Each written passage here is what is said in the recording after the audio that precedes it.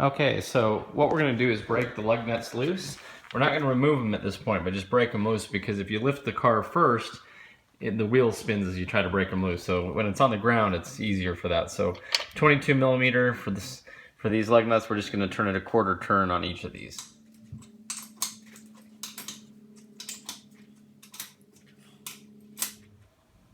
So we just lifted with the jack right there on the frame and put our jack stand a little bit more towards the front. And we didn't lift that high, just high enough to let the wheel spin so we can get the tire off. So now we'll just remove these and remove the wheel.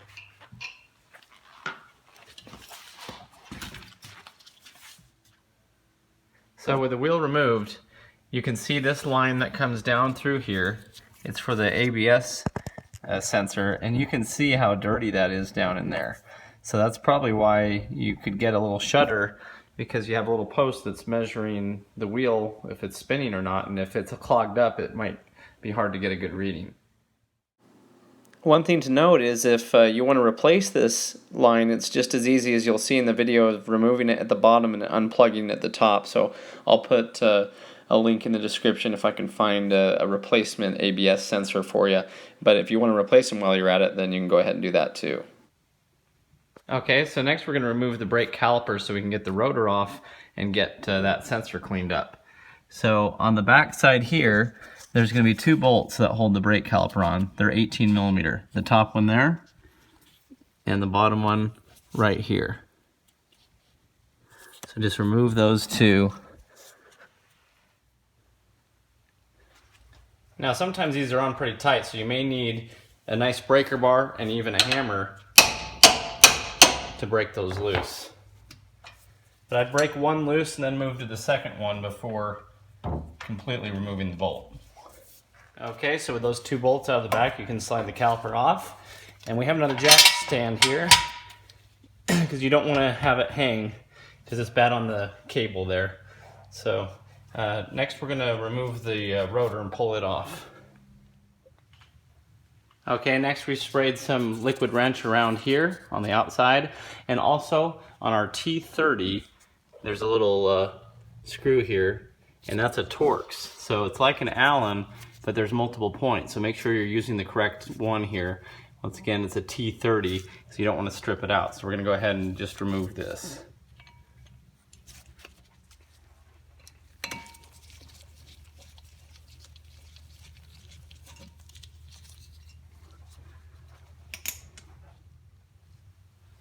Okay, with that removed, now the rotor will come right off. You can set it aside. Okay, and now we're going to follow our ABS wire right into here. As you can see, it's pretty dirty, so we're going to clean this up first. Okay, so with that cleaned up, this is going to be a T30 Torx, again, the same size that we used on the brake rotor. So we're just going to go ahead and loosen this up.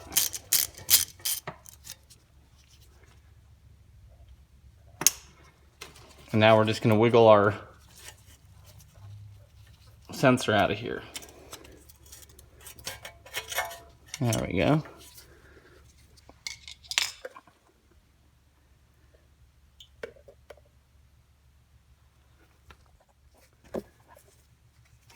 Now this sensor is magnetic, so we're going to go ahead and clean off all the shavings that have built up all on it.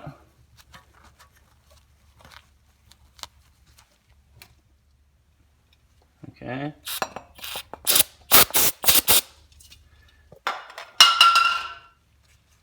Okay, next we're going to take a rag with a screwdriver and just push it down in there so it's against kind of the wheel hub. You can hear that now as we kind of turn this gently. We're just going to be cleaning that wheel sensor on the inside, so we can even spray some brake parts cleaner down in there.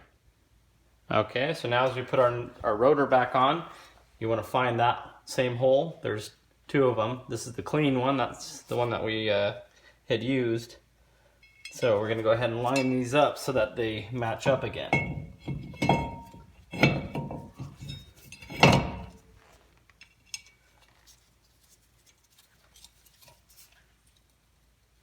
Okay. Then when brakes parts cleaner, I'm going to clean off the rotor anywhere you touched it, both sides.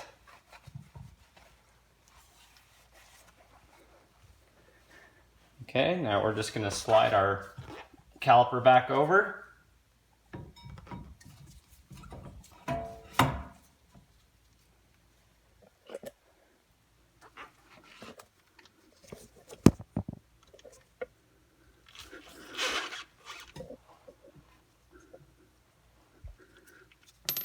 And then the top and bottom bolts go back in. I'm going to go ahead and put some Loctite on these. Okay, so take your bolt and put some Loctite back on it. Just a little strip down it. Then you can line these back up.